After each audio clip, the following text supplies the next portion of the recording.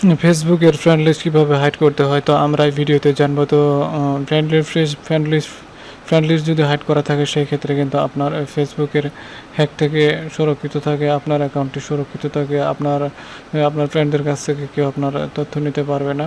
তো ভিডিওটি শেষ পর্যন্ত দেখার অনুরোধ রইল। আর আপনি যদি এই চ্যানেলে নতুন হয়ে থাকেন তাহলে চ্যানেলটি অবশ্যই সাবস্ক্রাইব করবেন এবং পাশে থাকা বেল আইকনটি বাজিয়ে দেবেন পরবর্তী নোটিফিকেশন পাওয়ার জন্য। আমরা এখানে একটা ব্রাউজার ওপেন করব, এখানে অ্যাপ ওপেন করে আমরা ফেসবুকে প্রবেশ করব।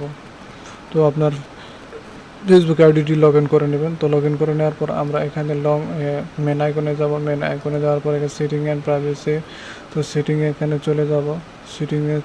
এখান থেকে প্রাইভেসি থেকে প্রাইভেসিতে ওপেন সি ফ্রেন্ড লিস্ট। তো এখান থেকে আমরা এডিটে ক্লিক করব।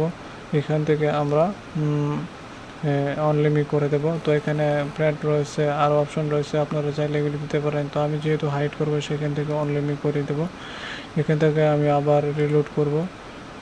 রিলোড করে দেওয়ার পরে এখান থেকে যে অনলিমিট করা আছে, তো ভিডিওটি এখানেই শেষ করব। আর ভিডিওটি ভালো লেগে থাকলে চ্যানেলটি সাবস্ক্রাইব করবেন এবং পাশে থাকা বেল আইকনটি বাজিয়ে দেবেন পরবর্তী নোটিফিকেশন পাওয়ার জন্য।